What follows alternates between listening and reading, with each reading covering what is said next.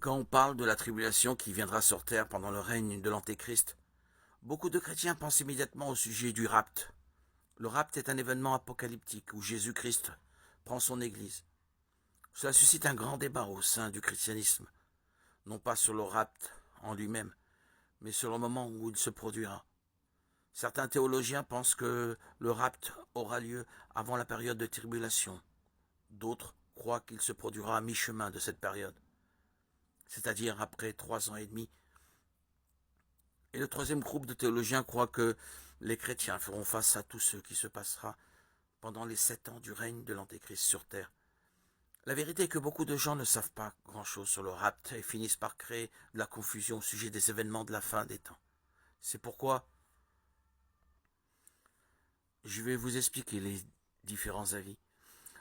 La première vision, la vision des pré-tribulationnistes, ont la perspective de penser que l'Église du Christ sera enlevée avant la grande tribulation.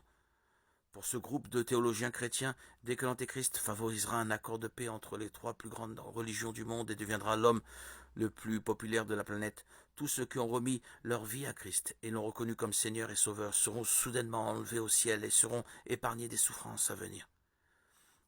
Il existe plusieurs passages bibliques qui, selon ce groupe de personnes, pointent vers ce type de rapt.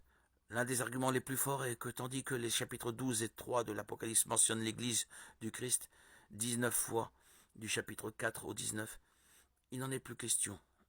Mais il traite de la tribulation qui se déroulera ici sur terre. De plus, la promesse de Jésus faite à l'Église de Philadelphie est également d'une des bases de cette pensée.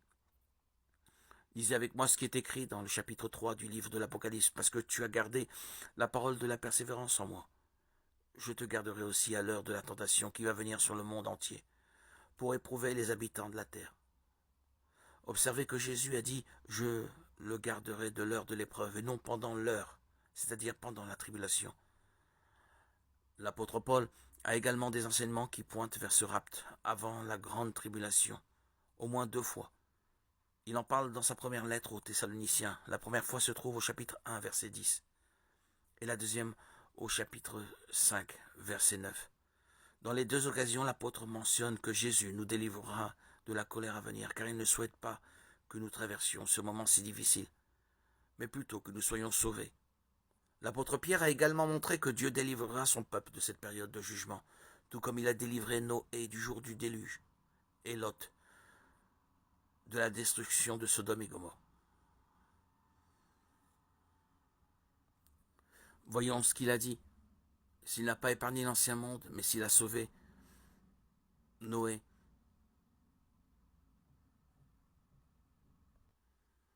qui était le personnage prédicateur de la justice de sa génération, lorsque il fit venir le déluge sur un monde d'impies, s'il a condamné à la destruction et réduit en cendres les villes de Sodome et de Gomorrhe, donnant comme exemple aux impies à venir, et s'il a délivré le juste Lot, profondément attristé de la conduite de ces hommes, sans frein dans leur dissolution.